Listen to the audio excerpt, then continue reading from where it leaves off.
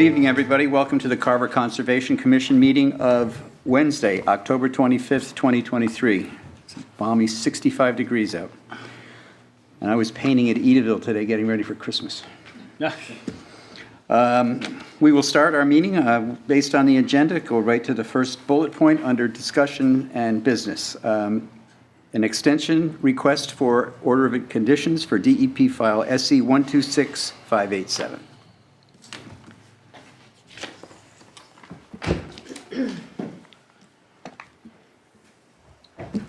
Hi, Sarah. Good evening. For the record, Sarah Stearns with Beals and Thomas. And Hank, we met with REDP, the project developer. So thank you, Mr. Chair. As you mentioned, we're here for a request for extension to our order of conditions for this project that was approved in 2019, extended due to the COVID tolling applied to this, and we are here for a one-year extension request so that the applicant can complete remaining work on the project. It is substantially complete, but we'd like to ask for a one-year extension just to make sure the order remains valid for the finishing touches. They're making sure the plants that have been put in this fall make it through the winter, and just really make sure we have coverage while the project is being completed for the final bits of work in jurisdictional areas. Okay. And this is on Pond Street? Yes. Okay. Well, Sort of. yeah. I think the official address is 0 Pond Street. Correct. It's Right. accessed via Wenham Road, actually. Right. So it's a large property with multiple access points. Now, due to the COVID state of emergency order, their permit was good until November 26th of this year, 2023. I checked her math, so they did all right. Thanks, Gary. So the extension would go then to November 26th of 2024, correct? Yes. Okay, Thank just you. so we're on the same page. Yep. Okay. Does anyone have any questions, comments of Sarah? No? All right. I will accept a motion to grant the extension request for DEP SC 126587. So moved. Second? Second. All right, it's been moved and seconded to approve the extension request until November 26, 2024 for Swan Hole Solar Project 126587. All those in favor say aye. Aye. Any opposed? Hearing none? You're good to go? Thank you all. Nice Thank to you. see And don't forget the sign-in sheet Yep, if you we did. got it. You got it? Yep. Okay, thank you. Thank you all. Good night.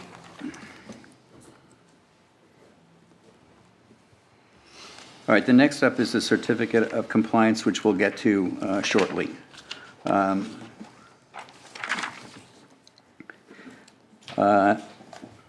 third item on our discussions bullet points is the 17 Wareham Street update.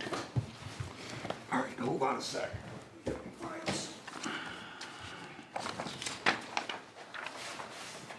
Okay. As you gentlemen have in front of you, the letter that second letter I wrote dated September 27th.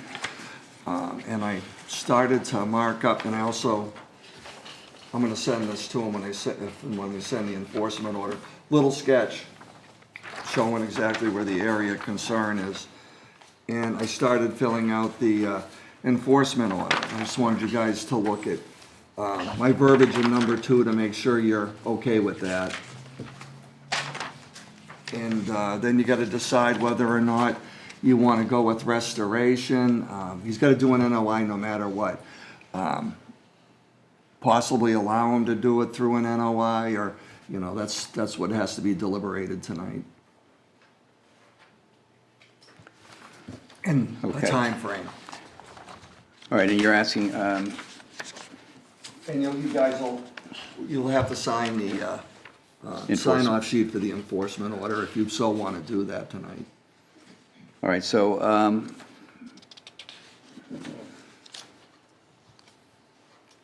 It's obvious they haven't replied No. to any of the No, and I notifications. sent this letter here, the first letter I sent middle of summer, it was in June, I believe, beginning of July. This one I sent stated September 20th, and I sent it certified mail. Now, I haven't received back the certified mail, denied that they didn't want to pick it up, but they also haven't sent back the green card. And in the letter, we did give them till October 15th to get to us, and they haven't, and today's the 25th. All right, on the enforcement order, we're just looking at the boxes that you checked? Well, you're looking at that, but, hold on, let me flip that open.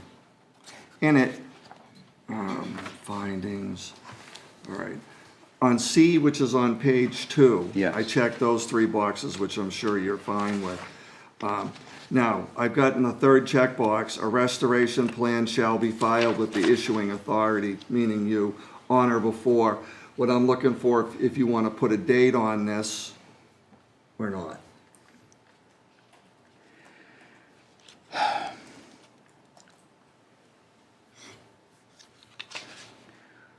What other, I think a restoration date would be something that we would talk to them when they come in for Okay. an NOI. So I'll just make a little note then.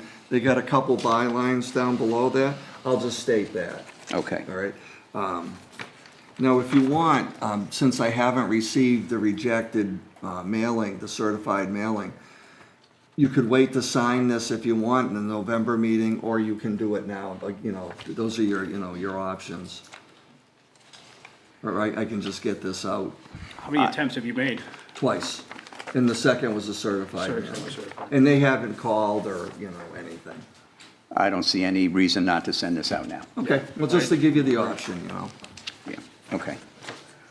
All right, so I'll accept a motion to send the enforcement order as proposed here, and we will wait on a restoration plan date until they come in with a notice of intent. So moved. Second. All right, moved by Carl, seconded by Dan. All those in favor say aye. Aye. Aye. Any opposed? Hearing none, it's approved unanimously. All right, I'll get that out next week then. Okay, great.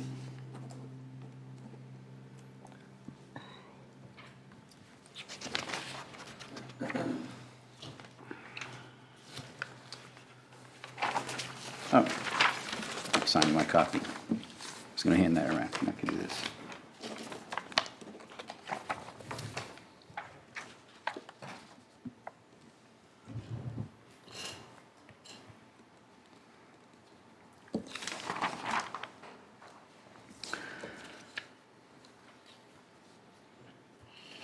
Okay, that's done. This is done. All right.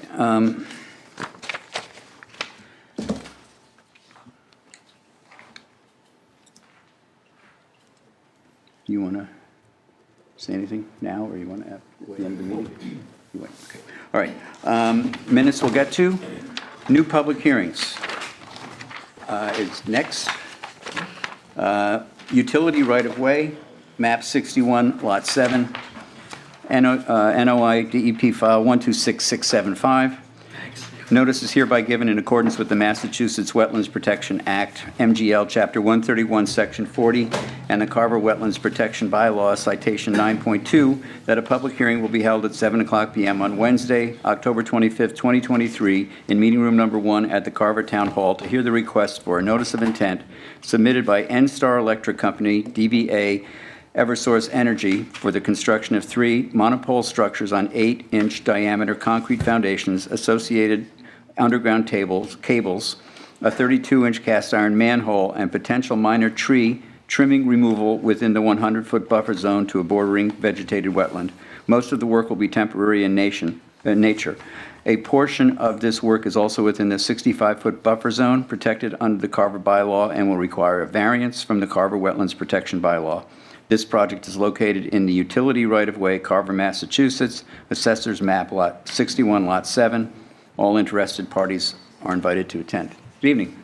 Good evening, Mr. Chairman and Conservation Commission members. My name is Peter DeFusco. I'm a Senior Environmental Specialist with Eversource. Just one quick correction. As you were reading that, I heard 3 steel monopole structures. It should be 4. On the figure we provided, there are 3 red dots. I believe one of them is a double structure, though.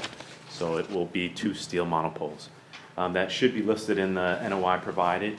I just wanted to clarify that for the record, please. Oh, I thought it was 4, and one of them was out, from what I was told on the phone, one of them was outside of the buffer. I might be mistaken. I think we permitted as 4. And Vivian came back. I apologize. She ran into some traffic on her way here this evening. Let's see. I'd like to presume that it's one's a double. It really is not going to change the work zone or the impacts that we provided. Okay. All right, so I'll just amend the notice that it is for no more than 4 Perfect. Thank you. monopole structures on 8-inch diameter concrete foundations. Yeah, that one's out. I think one of these may be. Because it's just a single circle.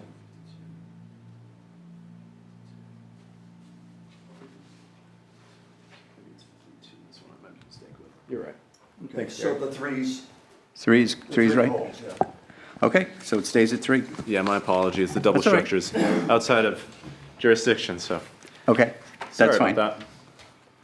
Sure, so this is a transmission project. This is going, just a little background, transmission is what delivers high voltage of energy to the stations. The stations then dump down the electricity to distribution, and that is power transmission in a nutshell. This project is taking place with an existing right-of-way as described. You mentioned the steel monopoles. How that work's done is usually we install our erosion controls, whatever's prescribed. We install the latest BMPs. We'll cut down any brush that's needed, establish some grading. I see here that there's some grading proposed within the 65-foot. It's one of those things where we like to have it permitted. We try to give the crews 100-foot by 100-foot work pads to do their job. But when it comes down to the constructability, if we can reduce that, we also try to keep that in mind. But we just like to make sure that we don't have to come back here and permit more space for the work to be performed safely. So we go through, we'll clear out some of that brush, lay down the pads, and then we'll excavate for the foundations, pour those, then we erect the steel on top of those, and then follows the line pulling. After that, we're restoring the area and completing the project.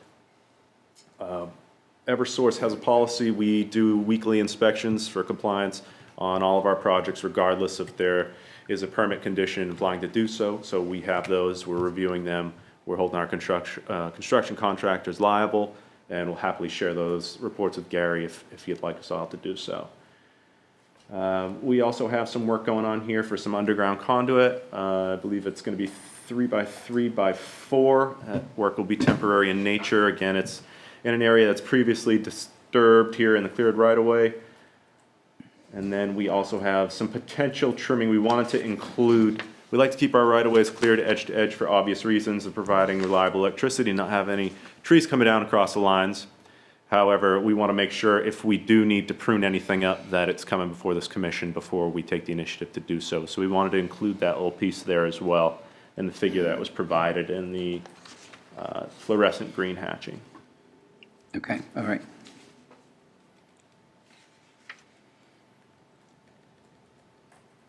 And that's not even 700 square feet. It's quite minimal because it Yeah. is a maintained right-of-way. Right, okay. Yeah, I think that most of what we're looking at here on the drawing is shadow and not actual trees on the photo. Yeah. Yes. Okay. All right, does anyone have any questions or comments on this? No, seems pretty No? straightforward to me. Anybody? Anybody from the public? This is a public hearing. Anyone here want to make a comment or question? Okay, this looks pretty cut and dry to me.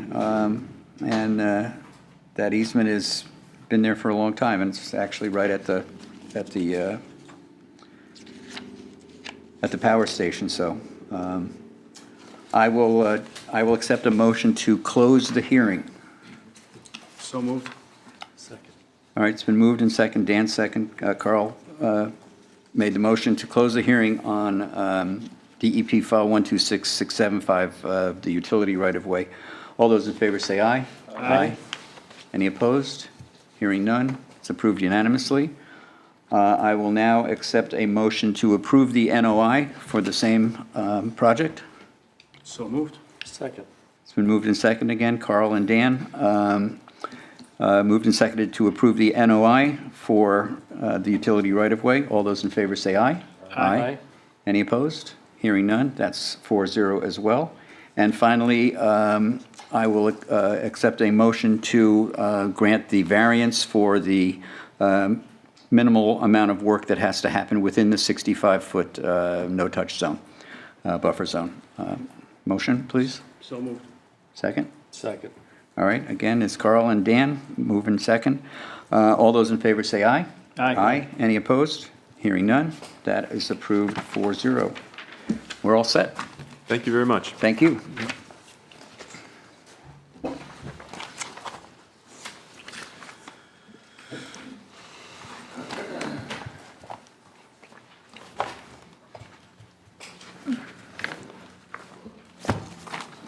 All right.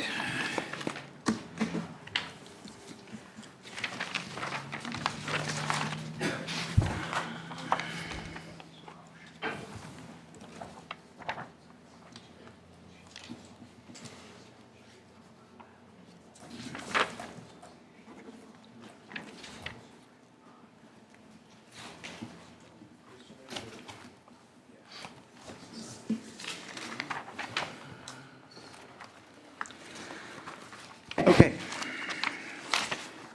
Next up is another public hearing, 46 Spring Street. This is an amended order of conditions and an amended NOI for SE 1260596 at 46 Spring Street.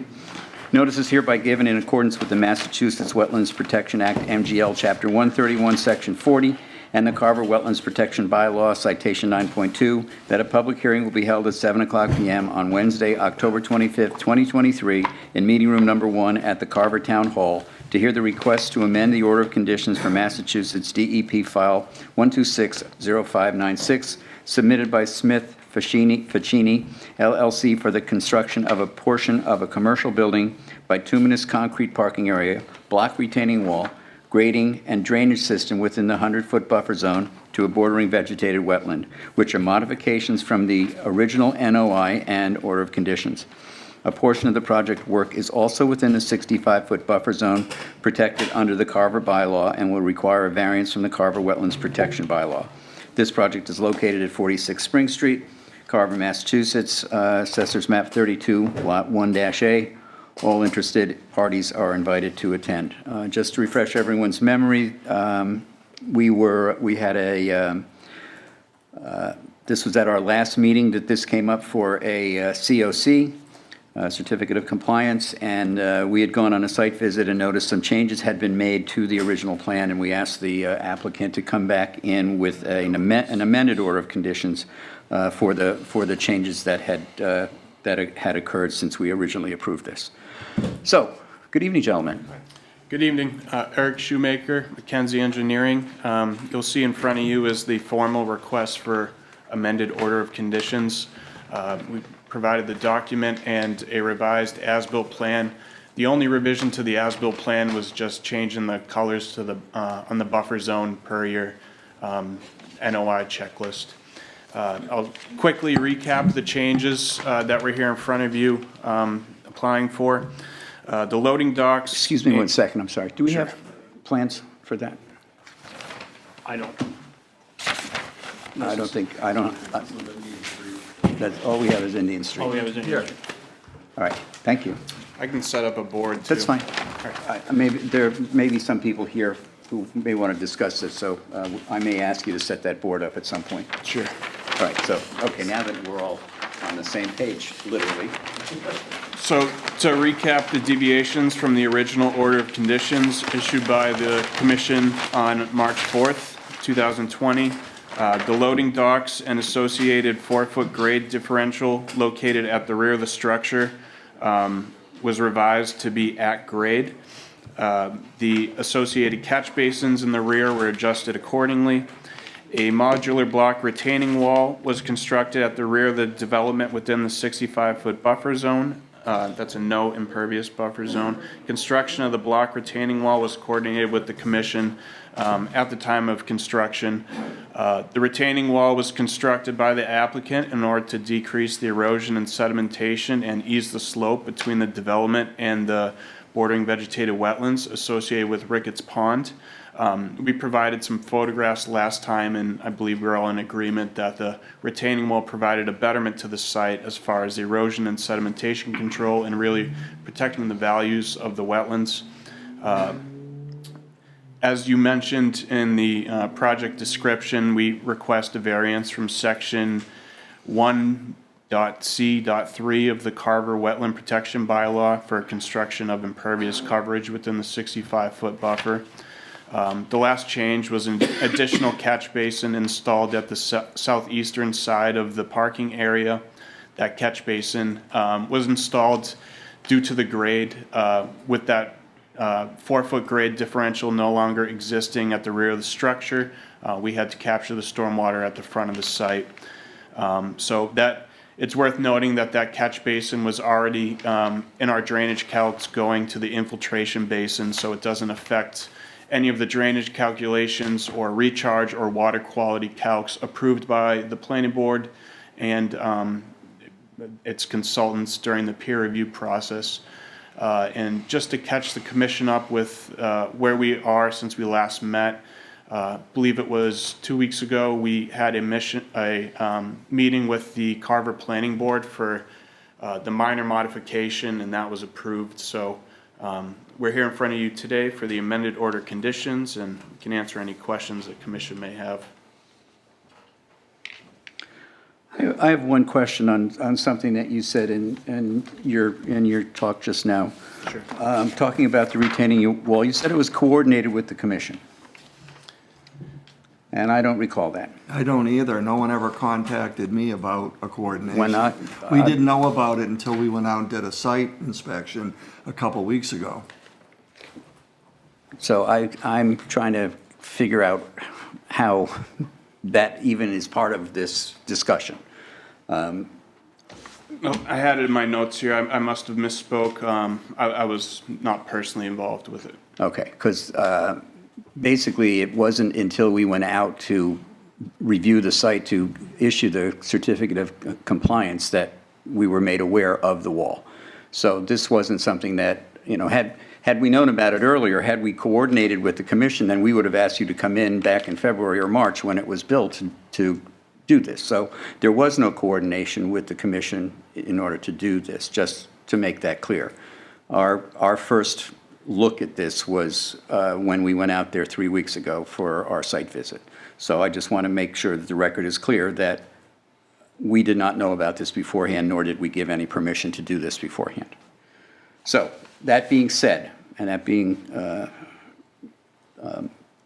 of the record, I think that based on when you were here 3 weeks ago and the photos that you did show, that showed the erosion that was happening on the 4-foot slope, which you attempted first, and with some of the huge storms we've had over the last year, the 3 or 4 inches in a matter of hours, that the retaining wall was certainly a valid solution to a problem that wasn't going to cure itself. So from that standpoint, I think that I think the retaining wall is a good idea. That's my opinion on this, and I think that we saw that when we went out on the site visit. Anyone else have any comments on this? We were all there on the site visit. Well, yeah, it was definitely the best option for what was going on, for sure. And the fill that was out there, the fill extension with the side slope, that did bleed into the 65-foot buffer as well. So it's not like the wall is, it's just kind of taking place in lieu of the fill. Right, it's exchanging one for the So other. it's not like it's something that got thrown way out. Right, it didn't expand the footprint of what the Correct. work they're going to do. Right. No, I understand that. All right, just to say it for the record. Okay, so if there are no other comments from the board, I will take any comments. Are there any comments from anybody in the? Mr. Chairman. Please. Gentlemen, Folks will have to make a give little up. room. Please sign in. And make sure you guys sign in before you leave.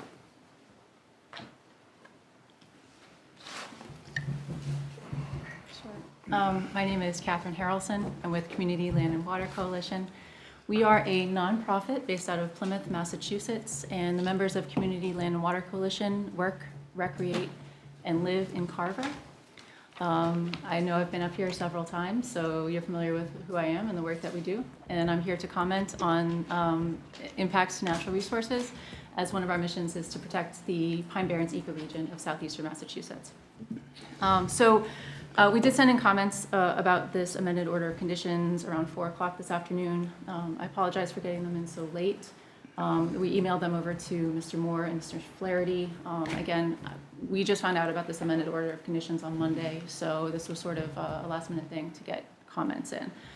If I may, Mr. Chairman, I had told you folks weeks ago, like everyone else, 48 hours before the meeting. Now, the plan and the amendment was posted on the website more than 10 days ago. So you've had plenty of time to put your paperwork.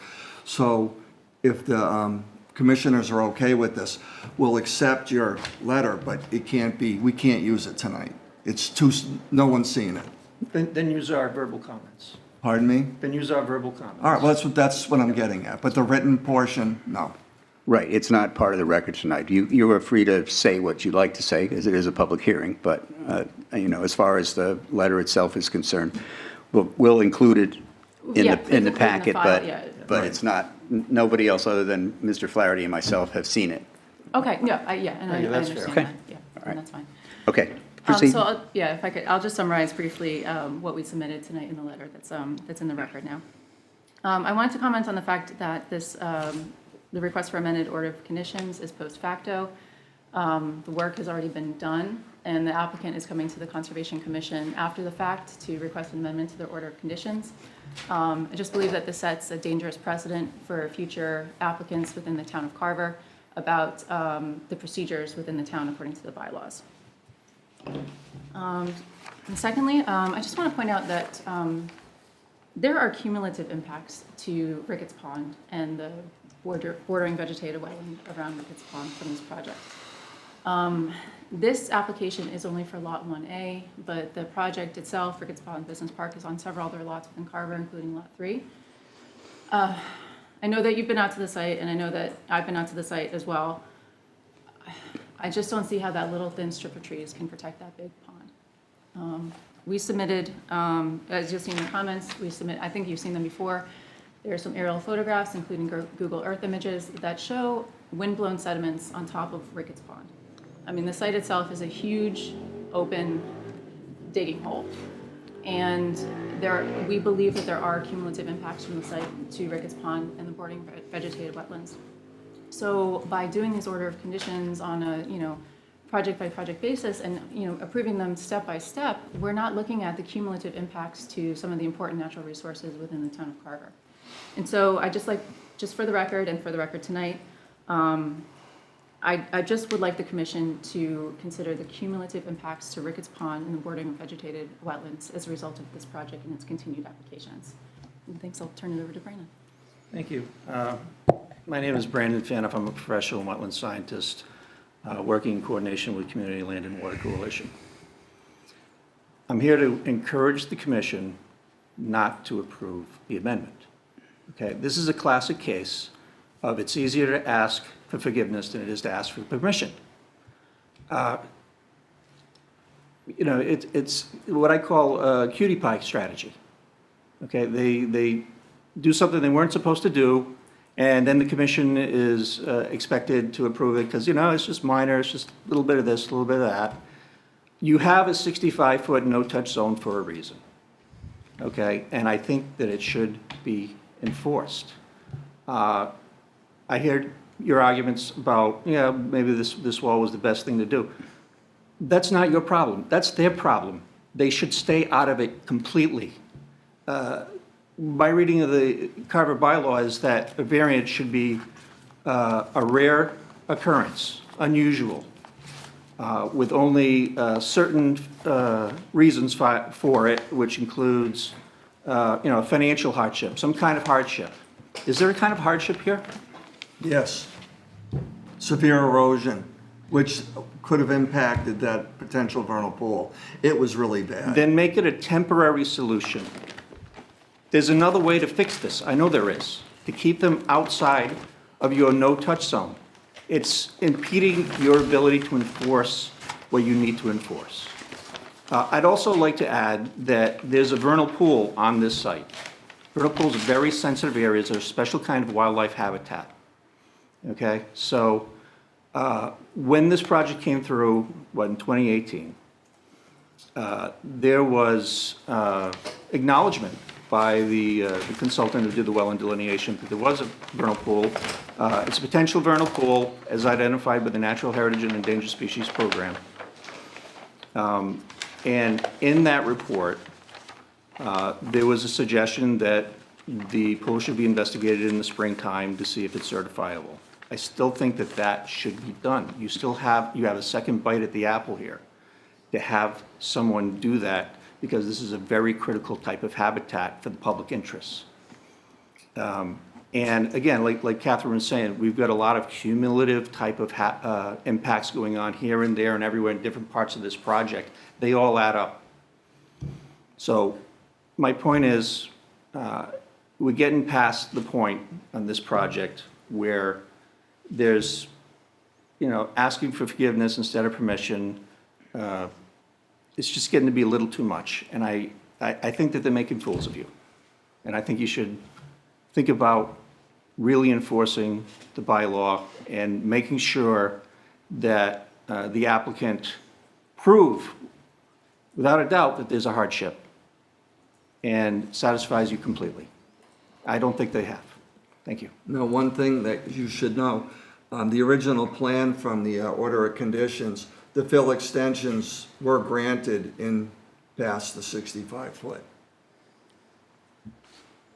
I'm aware of that, and I'm aware Okay, that there I was, mean- there was a DEP intervention and all that, and Right. that things were taken further away, but still, you have a 65-foot no-touch zone that's supposed to be, a precious area.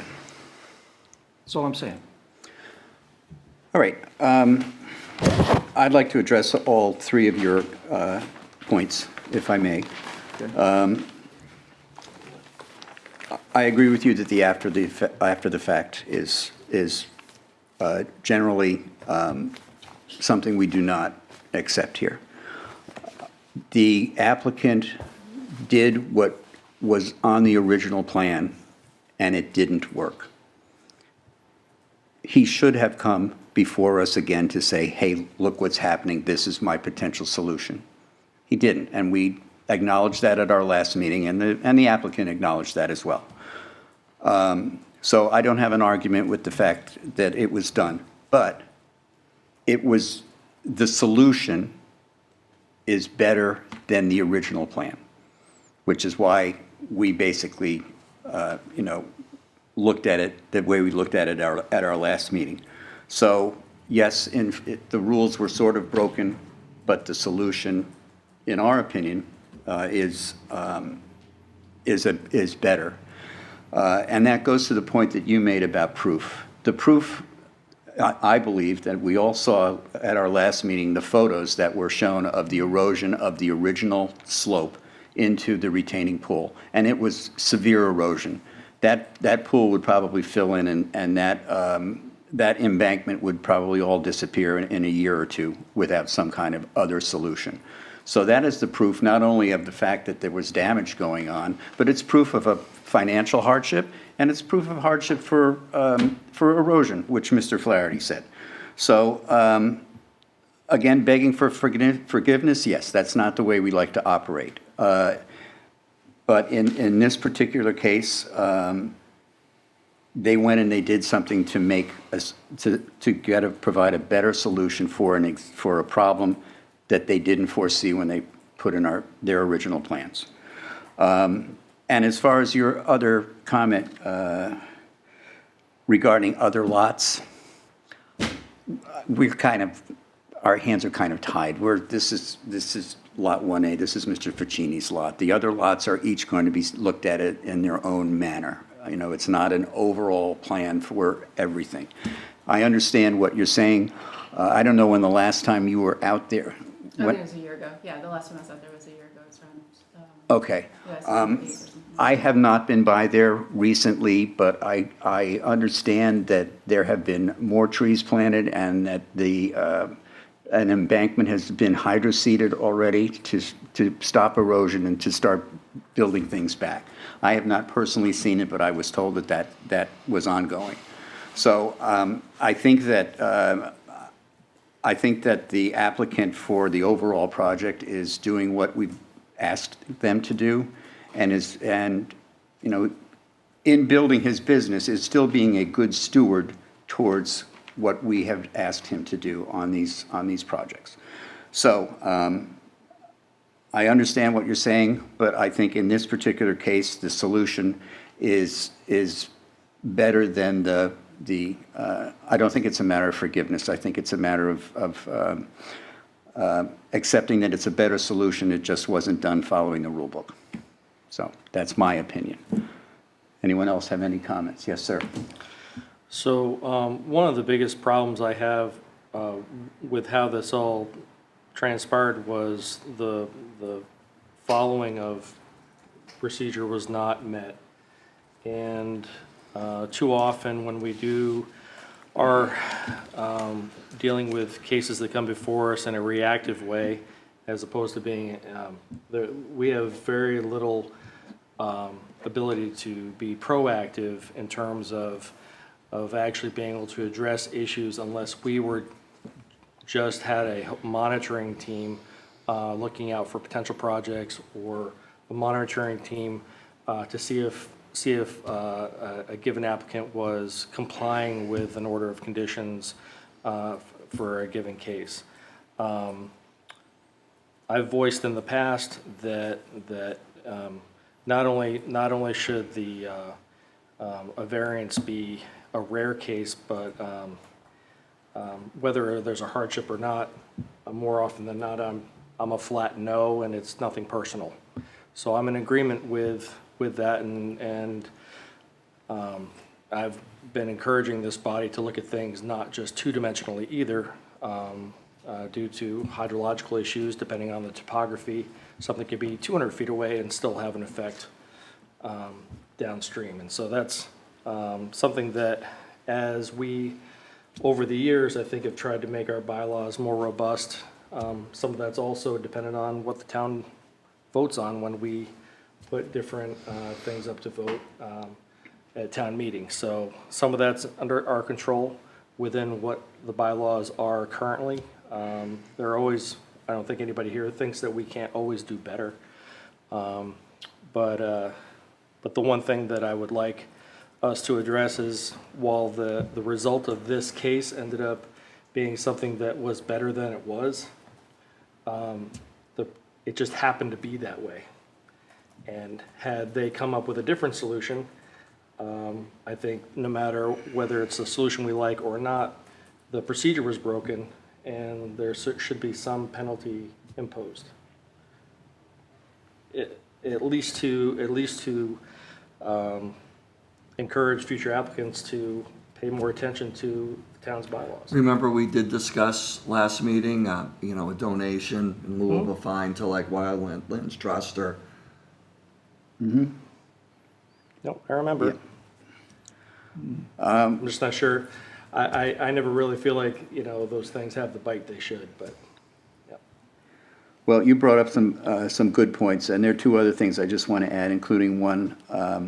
When the original file was approved in 2018, the bylaw on the book for the 65-foot buffer zone was for impervious surfaces and structures. Totally.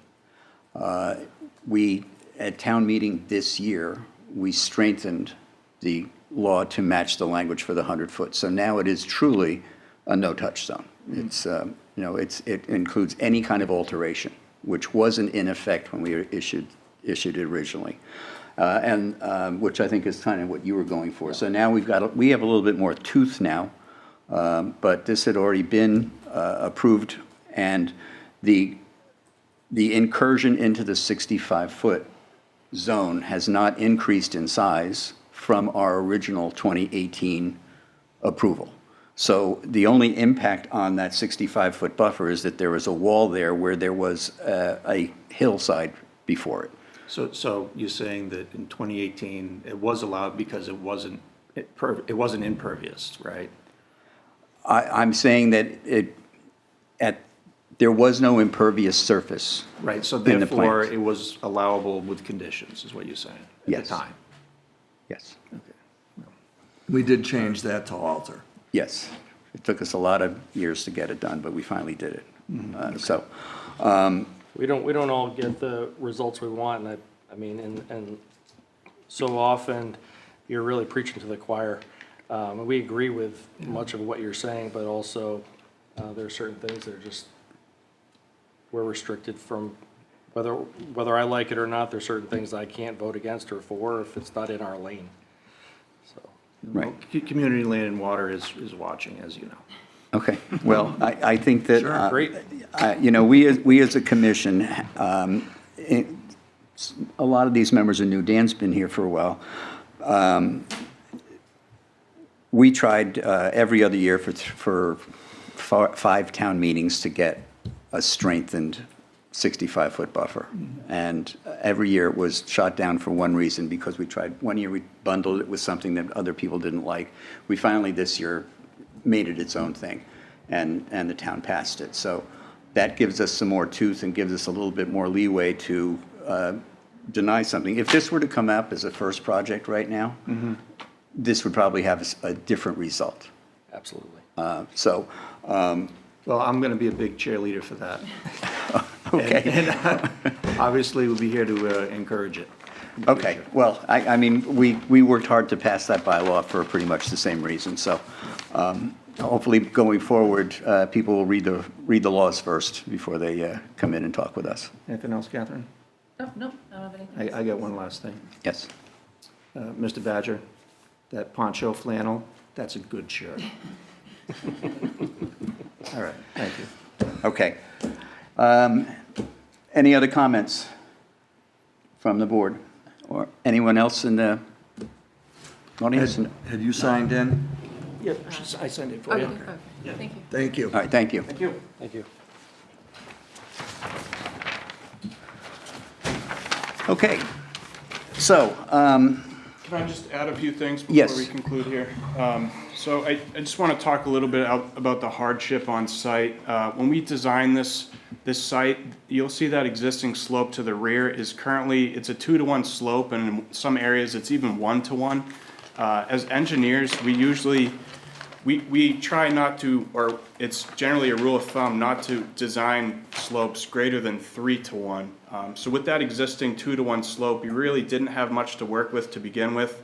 That plan was approved by the Planning Board and the Conservation Commission at the time, and the strategy was to stabilize that area and proceed with the 2-to-1 slope even further up to the edge of pavement, and you all saw the photos of how that resulted.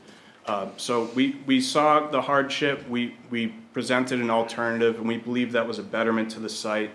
And just to talk about the cumulative impacts, we're doing all these lots by the books, and we're going lot by lot and, coming in front of the commission. So we believe we're giving the public as well as the commission and other boards time to comment on the site as a whole and really evaluate the development.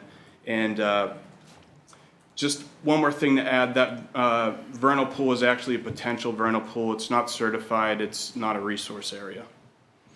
okay, thank you. And again, I just want to reiterate that I think that all of us as a board, after going on the site visit, see that the solution was a good one. It was just the means by the commission being notified that was in question. Okay? Do you have an additional comment? One last thing. Yes. A suggestion for the mea culpa. You have a second bite of the apple here, right? Potential vernal pool is not a resource area. Neither is a certified vernal pool, but it is a special subset of wildlife habitat. Okay, so there is a public interest here. Perhaps as part of a condition that you could add for the amendment is that the applicant perform a vernal pool study in the spring of 2024, submit the results to the commission, and if certifiable with the Natural Heritage Endangered Species Program, do so, and make it a certified vernal pool. And therefore, it'll have all the rights and privileges pertaining thereto. That's it. Something to suggest. One thing, that is a resource area, it's a BVW, with a Right. vernal pool inside of it. So to correct both of you, it is a resource. Under the bylaw. It's a BVW. BW is a resource area. Vernal pools under the Wetlands Protection Act and 310 CMR 10 are not. Vernal pool is just a special subset of wildlife Right, habitat. but that vernal pool has a BVW fringe around it, so it is associated with the resource area. That's correct, but when you certify it, it gets the rights and privileges pertaining to wildlife habitat for vernal pool, and it also creates it into a Category B outstanding resource water, which it would not have otherwise. Right. So it gets extra protections. And also, it might, when you think about the 65-foot no-touch, when you have a certified vernal pool versus a potential vernal pool, there's a different way of thinking about work in and around it. That's what I'm saying. It's an easy thing to do the study anyway. You could go either way. You might not end up having the requisite fauna in Florida. So, but I recommend it, and I think you should condition it. Thank you. Thank you. Does anyone have any thoughts about that? My position with vernal pools has always been if it looks like one and functions like one, then it is one. Yeah, So, in terms of the protections that it gets by being certified, that makes things more robust, but that's. it still doesn't change the Still, the 65 lot's foot. already It's really, developed. it's already developed. Yeah. Yeah, so Yeah. Kind of, Just to add, the Form A lot's been developed, Lot 3's been approved, so really, if that vernal pool is confined, it looks like, to the southern side of the pond, it's not gonna matter, other than raising further expenses to the client who's, gone through enough with this project. Right, unfortunately, this is all kind of after the fact discussion. right. right, but I mean, we had this discussion 5 years ago, too, and we arrived at the same conclusion, so. All right. That being said, I will accept a motion to close the hearing. So moved. Second? Been moved and seconded, Carl, Dan, to close the hearing on 46 Spring Street's amended order of conditions, 1260596. All those in favor say aye. Aye. Aye. Any opposed? Hearing none. It's approved 4-0. I will accept a motion to approve the amended order of conditions. Second? I'll second. Curtis, Carl. I'm hearing, not looking. All those in favor say aye. Aye. Aye. Any opposed? Hearing none. And I'll entertain a motion to approve an amended variance on the same project, with the conditions that our recommendation is for the applicant to make a donation to the Massachusetts Wildlife Foundation. Wildlands Trust? Wildlands Trust. Yeah. Do we want to put a number to that, or do we want to rely on him to? I think that when we were at our last meeting, we talked about a number around $1,000 as a recommendation. So we'll just make that a recommendation. I We just can't- wanted that on the record, We that's all. can't enforce that, so. Anyway, I'll accept that. I'll entertain the motion to do that. I'll make the motion. Second? All right, it's been moved and seconded to approve the amended variance and with the order of conditions of a suggested donation of $1,000 to the Wildlife Trust. So moved. I'll make the motion. Are you asking for a motion? Already done, okay. We did that already. Now I'm asking Now for a you vote. Okay. All those in favor, say aye. Aye. Any opposed? Hearing none? We're good, 4-0. All right, thank you all. Thank you for your time. Don't forget to slow down. Yep. All right. Next up, 14 Indian Street. This is continued, so I do not have to read the whole thing. Hi. That one you do have the plan for. Yes, we do. No mystery plan. Yes.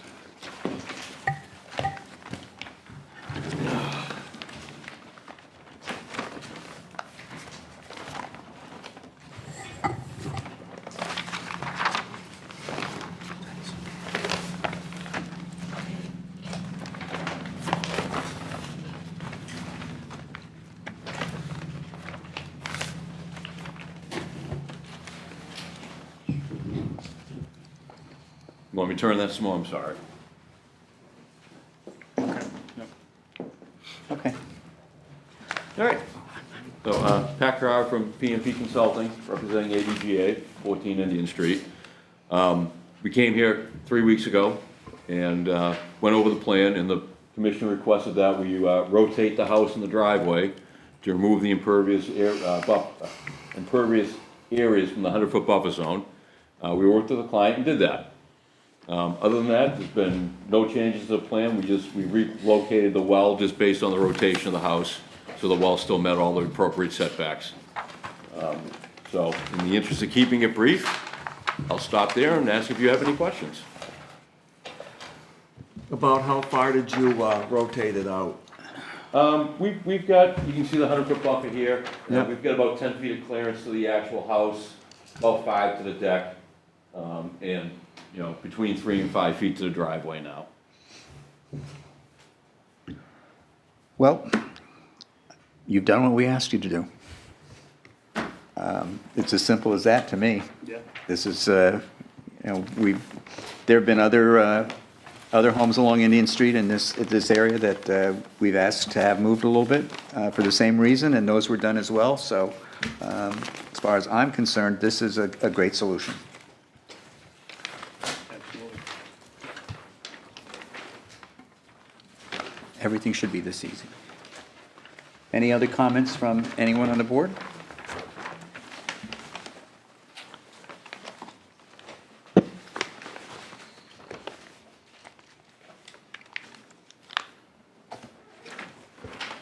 Nothing? Nothing? Carl? Nothing? All right.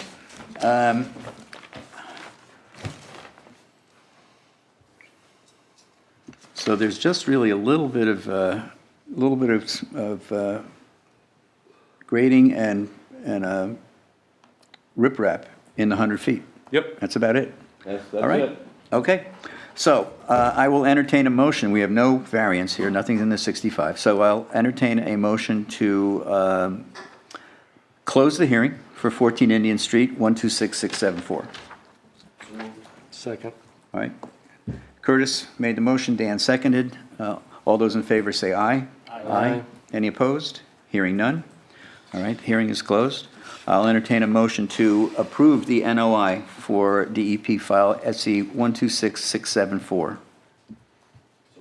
Second. Curtis and Dan again, moved and seconded. All those in favor say aye. Aye. Any opposed? Hearing none.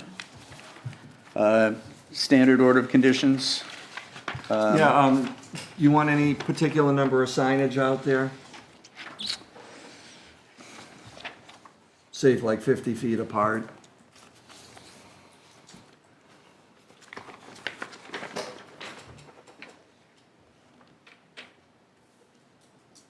Yeah, well,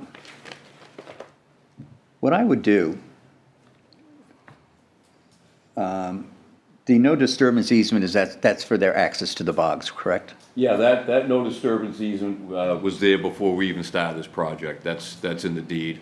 Okay. That's deeded in into the So property. in order not to interfere with that easement where it crosses the 65-foot buffer, I would probably ask that they put 3 signs on the 65-foot line that are just about parallel with the dotted blue line. Okay. You know, Okay, so you're right across there. yeah, right until That until okay? until the easement line moves a little bit more. Yep. So you don't have to go all the way across the easement because they just have to move it to get it in. So I'd say 3 signs, one at the property line, one in the middle, and one where that easement makes its corner. Yep, no, when we go out there to do some stakeout work, Okay. we'll give them 3 spots to put the signs. Great, right on the 65-foot Yep. line.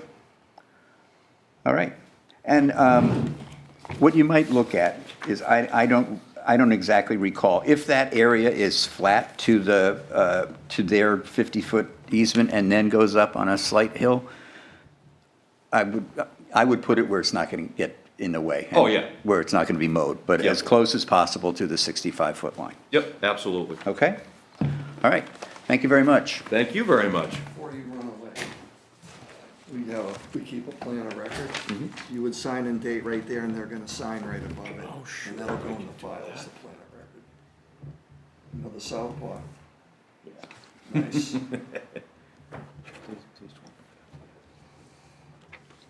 Thank go, you sir. very much. And just let us know when the order's ready. We'll pick it up with you. Fine.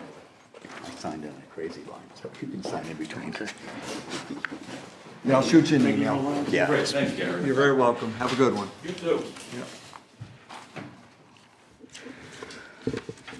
All right, let's go back to the minutes. Minutes of October 4th. I have one minor correction I'd like to make to them. Does anyone have any other comments on the minutes? I'm ready when you are. All right, under 46 Spring Street, the 5th line from the bottom says, Mr. Moore said they did not want to do an after-the-fact NOI.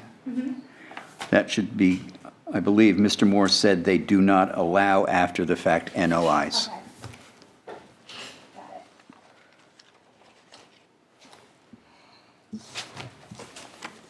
it. And the rest of it is fine. Thank you, sir. So I will entertain a motion to accept the minutes as amended for October 4th. So moved. Second. All right. Carl made the motion, Dan seconded it. All those in favor, say aye. Aye. Any opposed? Hearing none, it's approved 4-0. All right, unanticipated business. COC. Yeah, we missed a C. Oh, the COC. Okay. This is back to 46, why we went on the site visit anyway. So the certificate of compliance for 126596, I think we've discussed it all well enough, and it's not part of the public hearing, so we can go right ahead. I'll accept a motion to approve the COC for 46 Spring. So moved. Second. All right, moved and seconded to approve the COC for 46 Spring Street, 126596. All those in favor say aye. Aye. Aye. Any opposed? Hearing none, it's approved 4-0.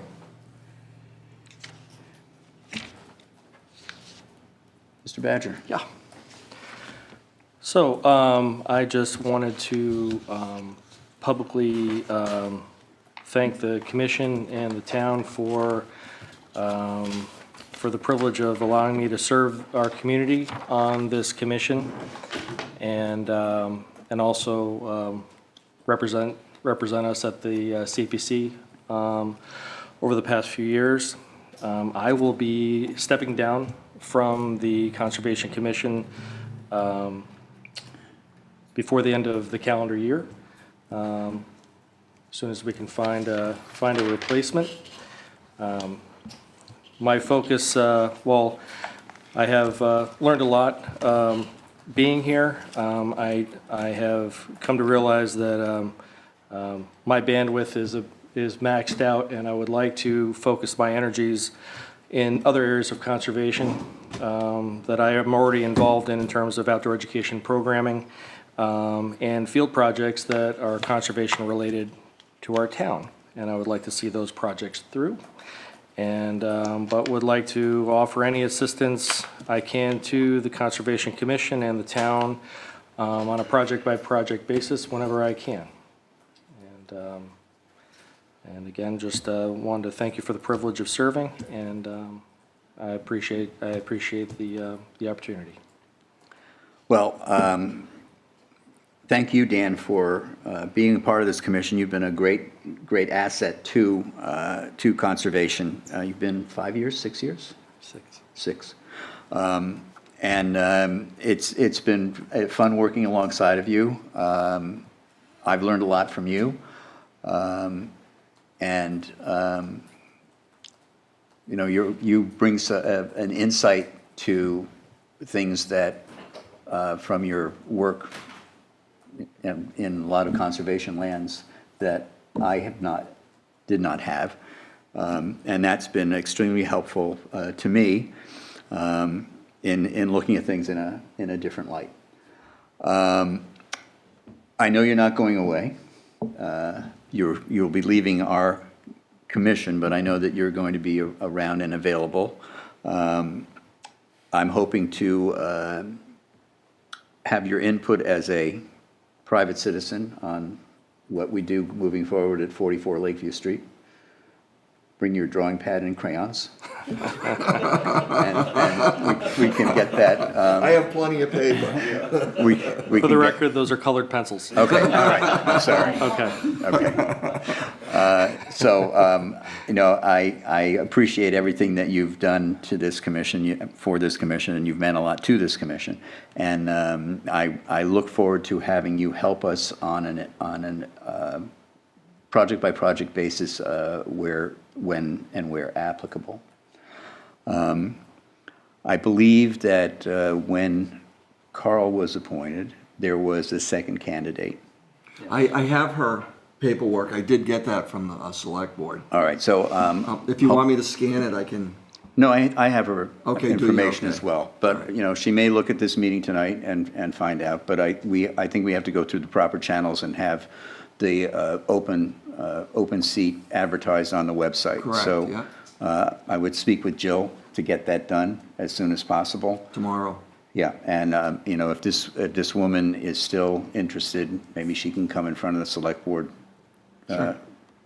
sometime in November or early December, and Well, our next meeting's not till middle of November, so we've got Right. over 3 weeks, so that should give her time. right, we're not giving you your coat.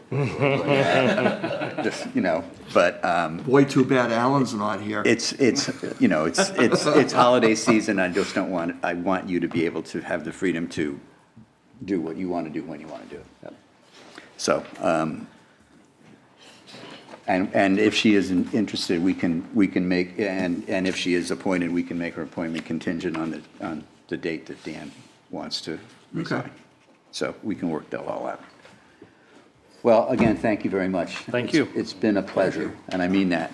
And I know I'll see you around, maybe on Badger Bridge. Is that its official name? No. No, it's not. Unofficial. No. All right, I will entertain a motion to adjourn. So moved. Dan got it first. Second. Second. I'll second. All right. Dan made the motion to adjourn. Carl seconded it. All those in favor say aye. Aye. Any opposed? Hearing none? We're out. Thank you, Area 58.